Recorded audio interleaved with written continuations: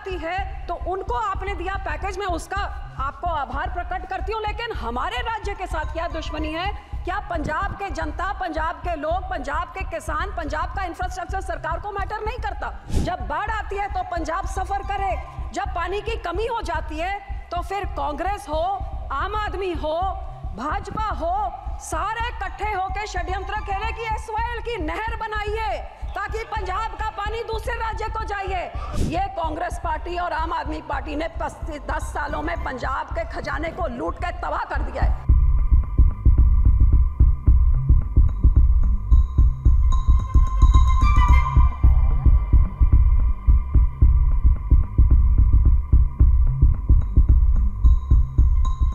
Sir, मैं तो मांग करूंगी कि इस बजट का नाम बदलना चाहिए, क्योंकि ये देश का बजट नहीं, ये सरकार बचाओ बजट है।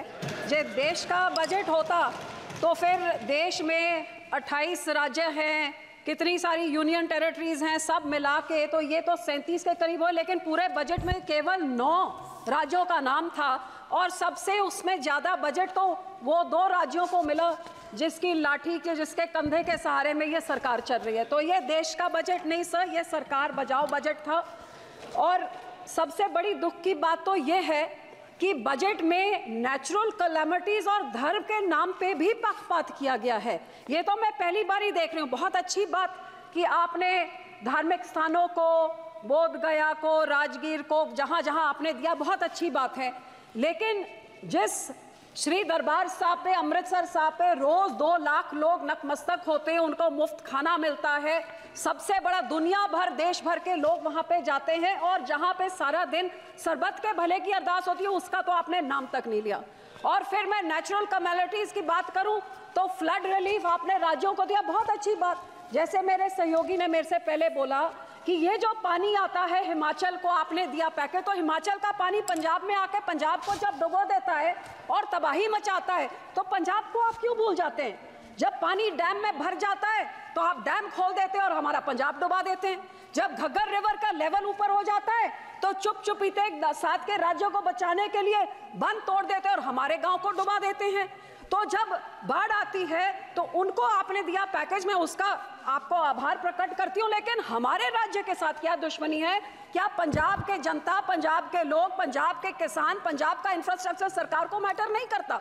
और हैरानी की बात सर, जब बाढ़ आती है तो पंजाब सफर करे, जब पानी की कमी हो जाती है तो फिर कांग्रेस हो, आम आदमी हो, भाजपा हो, सारे इकट्ठे होकर षड्यंत्र खेले कि एसवाईएल की नहर बनाइए ताकि पंजाब का पानी दूसरे राज्य को जाइए। तो जब पानी कम होता है तब तो हमारा पानी चुराना चाहते हैं, जब पानी उनमें ज्यादा हो जाता है तो पंजाब को फ्लड कर देते हैं।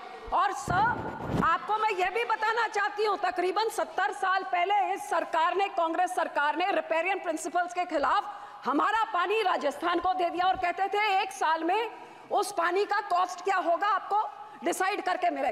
70 साल से आज तक डिसीजन नहीं हुए। तो जो पानी हमारा दूसरे राज्य को रिपेरियन प्रिंसिपल के अगेंस्ट जा रहा है, या उसको बंद किया जाए या हमें उसका पैसा दिया जाए, ये मैं आपसे आज मांग करती हूँ। सर, दूसरा मैं ये भी आपसे मांग करती हूँ कि सेंट्रल ग्राउंड वाटर जो कह रहा है कि पंजाब के सारे ब्लॉक्स क्रिटिकल हो गए हैं, हमारे ट्यूब में, हमारे वेल्स में पानी नीचे जा रहा है। आज की रिपोर्ट तो ये भी है कि टॉक्सिसिटी इतनी हाई है कि पीने लायक नहीं है। तो ये सर, हम लोग को तो मदद करनी चाहिए, और इस पूरे बजट में मदद की बात दूर, हमारा नाम तक नहीं लिख गया। हमें डिमांड करती हूँ कि पंजाब को भी दिया जाए। दूसरी सर, मैं किसानों पे आना चाहती हूँ। 4 पिलर बोले थे, युवा, महिला, गरीब, किसान। किसानों को तो मैं बोलना नहीं चाहती, जो कितने किसान खुदकुशी कर चुके हैं, शहीद हो गए हैं, आज तक धरने में बैठे हुए हैं। लेकिन जो ये किसान हकी सरकार होती जो कहती थी 2022 तक हम किसान की आय दुगनी कर देंगे, तो मुझे इतना ही समझा दें कि 2022-23 में तो एग्रीकल्चर ग्रोथ 4.7 थी, तो फिर पिछले साल 1.4 क्यों रहेगी जिनकी पॉलिसीज इतनी अच्छी है? हकीकत यह है कि किसानों के ये दुश्मन हैं, किसानों के हिमैती नहीं हैं। आज हर एक तरह से महंगाई की मार देखिए। आज जो 8 साल पहले 40 किलो का बीज का एक बैग होता था, वो 800 से 1200 होता था, 2000 हो गया। डीएपी 3 गुना बढ़ गई कीमत, पोटैश 900 से 1700, जो लेबर का कॉस्ट होता था वो भी 3 गुना हो गया, जो हार्वेस्टिंग के लिए होता था वो भी 3 गुना हो गया, जो मशीनरी की रेंटल होती थी, डीजल आपने 47 से 90 कर दिया, तो वो आप सोच ले कहां तक। सो जहां किसान को रिलीफ देनी थी उसमें रिलीफ क्या दी, मनरेगा में 0 इंक्रीज। लोग सोचते थे आप बढ़ाएंगे, अमाउंट बढ़ाएंगे, दिन बढ़ाएंगे, 0। क्रॉप इंश्योरेंस क्रीप को -2.6% उसके अमाउंट में कटौती करी, यूरिया सब्सिडी में -7.4 की कटौती, न्यूट्रिएंट बेस्ड सब्सिडी में -25% कटौती, गरीब कल्याण योजना का बजट 3.3% घटा दिया, किसान सम्मान निधि का 10% घटा दिया, 18 से 22 तक जितने फार्मर्स कवर अंडर पीएम फसल बीमा योजना या सबका 8-9% उनका कट गया। और पंजाब की जब मैं बात करूं तो पंजाब की बेनिफिशियरी जो पीएम किसान निधि में थे और आवास योजना 2018 से घटते ही जा रहे हैं सर। तो मैं ये कहना चाहती हूँ कि जो किसान देश का पेट भरता है, किसान सबसे ज्यादा जो योगदान पाता है, ये 80 करोड़ लोगों को जिनको आप फ्री राशन देते हैं, उस किसान के साथ आप दुश्मनी क्यों दिखा रहे हैं। मैं अपील करती हूँ सरकार को कि जो MSP legal guarantee Swaminathan commission की रेकमेंड C2+50% उसको लागू करें। मैं ये भी बेनती करती हूँ, सजेशन सब 2-4 सजेशन देती हूँ कि जब तक आप नहीं करते कम से कम भावांतर स्कीम लाइए जिसकी एमएसपी पे नहीं बिक रही हो, मिडल जो बीच का रह जाता है वो दे। एक फार्मर फ्रेंडली क्रॉप इंश्योरेंस कोई स्कीम आप लेके आए जिससे किसानों का फायदा हो, इंश्योरेंस कंपनी का नहीं। और जो किसान के जो इम्प्लीमेंट्स हैं इन पे आप जीएसटी को खत्म करिए ताकि किसानों का कुछ फायदा हो, उनकी फल सब्जियां बचे, जिससे किसान की महंगा मॉनसून आ रहा है, टमाटर के रेट कहां चले जाएंगे। जी आप इम्प्लीमेंट्स में 0 करें तो बहुत कुछ फायदा हो जाएगा। सर आखिर में पंजाब की इंडस्ट्री 7 की स्टेटों को टैक्स इंसेंटिव्स देके तबाह कर दिया, हमारी इंडस्ट्री भाग गई है।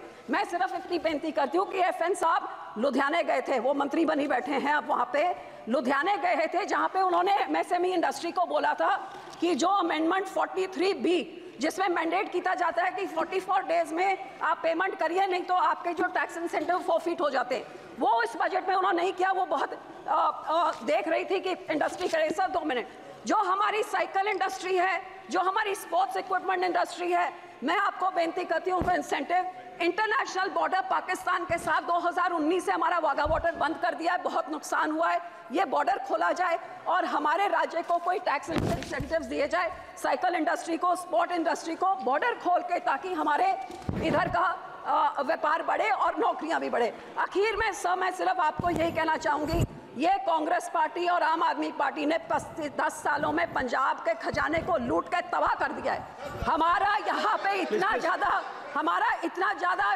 करोड़ 3.4 लाख करोड़ का कर्जा एक छोटे से राज्य पे चढ़ गया, GSDP रेशो 49% हो गया है।